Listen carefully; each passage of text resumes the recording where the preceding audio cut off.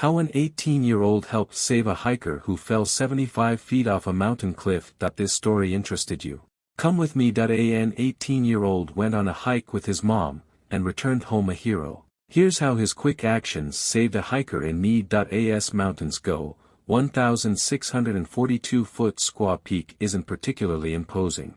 But its inviting views of western Massachusetts have tricked hikers into becoming complacent amid its steep, slippery cliffs, resulting in countless injuries and even deaths. Henry Grant, a week shy of starting his freshman year at Ithaca College, respected Squaw Peak's record. As such, he stayed a good 10 feet from the edge while waiting for his mother to catch up to him. One day in August 2019, he watched 15 or so other hikers enjoy the vista. One hiker, around 16, dressed in pink, was peeking over the lip of the precipice with her husband when Grant's mother rejoined him. The two turned to continue on their way. Suddenly, he heard a tumbling, a thump, and another thump, he told the Cornell Daily Sunday. Then he heard something chilling. "Paula! Paula!" a man yelled frantically. Grant wheeled around. The woman in pink was nowhere to be seen. She'd fallen off the side of the mountain. Several hikers immediately started looking for her, but their view was obstructed by trees. Grant told his mother, "I hate to say this, but they're probably going to find a body." Uncertain they could help, Grant and his mother headed down the trail. But when he saw hikers still searching, he decided to lend a hand. "My young dumb brain was like, I can do it," he says. After assuring his mother that he would be safe, he trekked off the trail alone, hoping he wasn't too late. After 15 minutes of scrambling over boulders, pushing past prickly brush, and slipping down patches of loose dirt, Grant spotted a figure about 25 feet above him. She was dressed in pink and crumpled in a kneeling position on a small rocky outcropping. The woman had fallen about 75 feet. Miraculously, she was alive. "Paula!" Grant shouted. "Paula! Is that you?" The woman barely responded. She was clearly hurt and delirious. Grant called 911 to report her location. He waited where he was for a bit, but she kept trying to move, and every time she moved, she slipped a little more.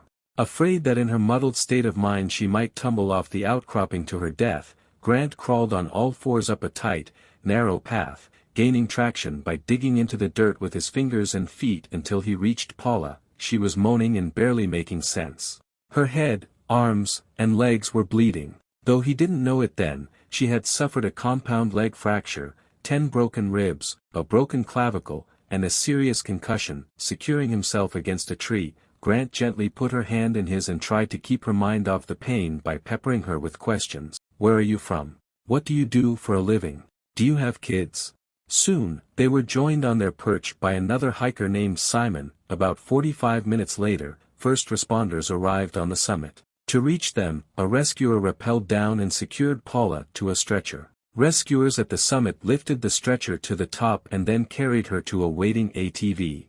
Eventually, Paula and her husband would be flown by helicopter to a hospital. Meanwhile, Grant and Simon were now the ones in a tricky spot.